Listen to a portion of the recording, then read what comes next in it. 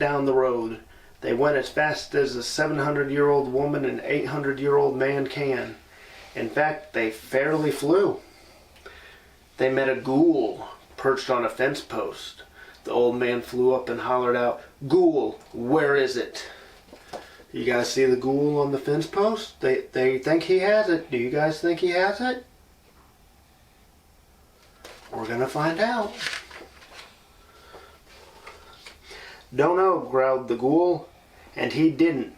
He didn't even know what it was. "Tell him what it is," suggested the old woman.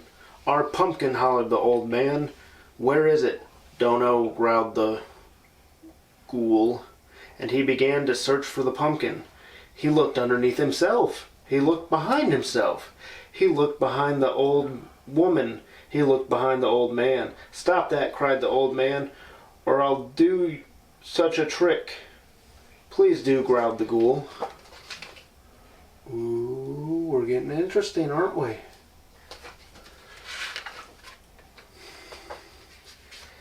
So the old man made him thin as an onion skin, and he peered right through him, hoping to find the pumpkin hidden in a sneaky place. The old woman clapped. The ghoul clapped. Even the old man clapped at that trick. But they did not find the pumpkin. So the old man made him a normal ghoul again. "Oh, where is that pumpkin?" croaked the old man. "I want my pumpkin." Where do you guys think the pumpkin is? So they set off down the road. They went as fast as a 700-year-old woman and an 800-year-old man can. In fact, they fairly flew. The ghoul came right behind him. He wanted to see more tricks. He wanted some pumpkin pie, too.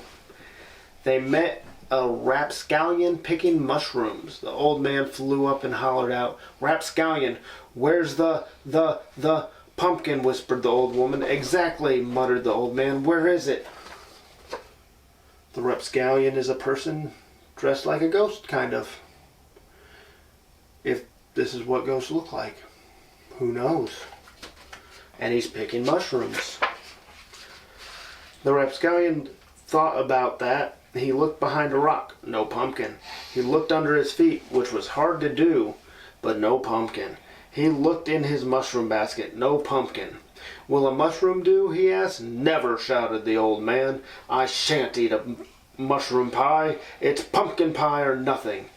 "Then it's nothing," said the rapscallion, grinning.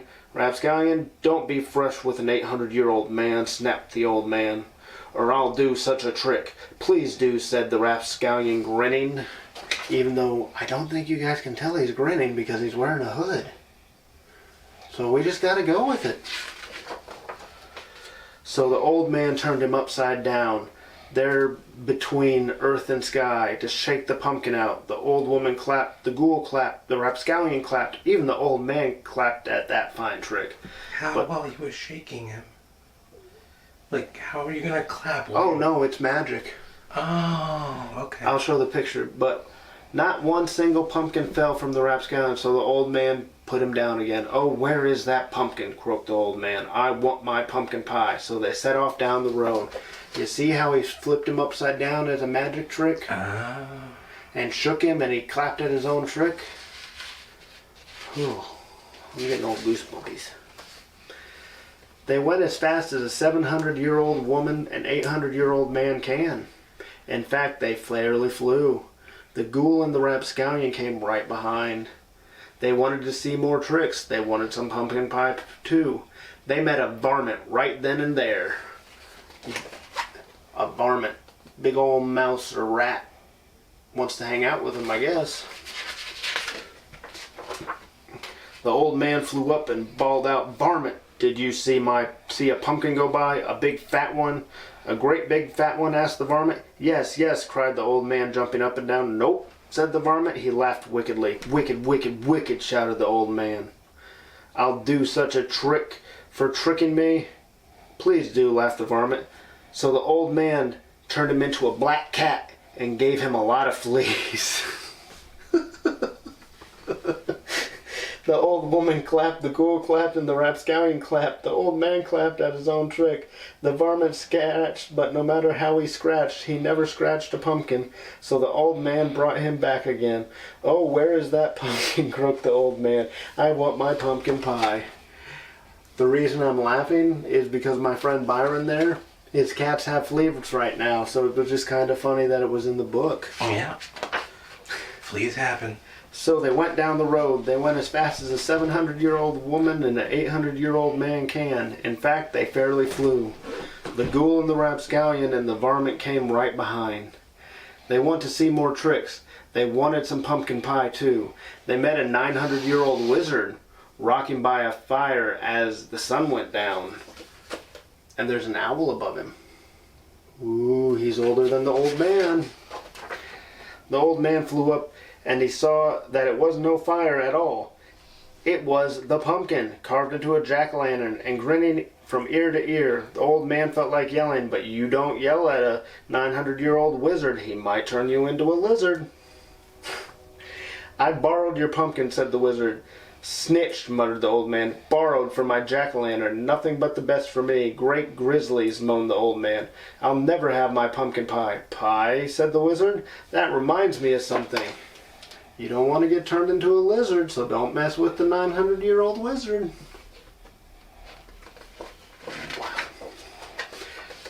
What? Asked the old woman. Pie reminds me of pie. And when I finished my jack-o'-lantern, that's what I made for you. Where? The old man asked. Oh dear, said the wizard.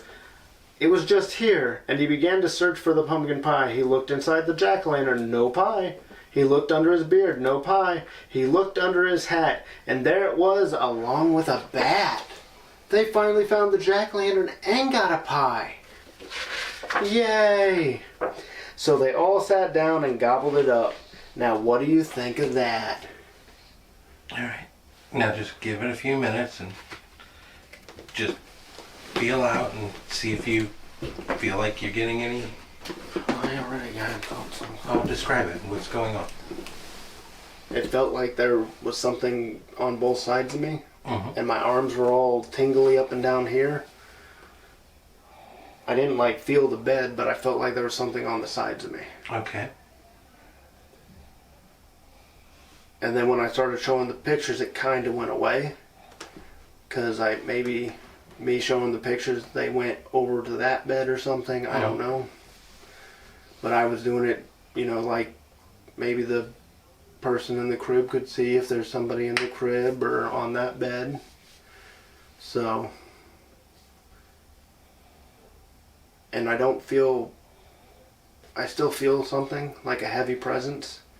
But it's not. How do I explain it?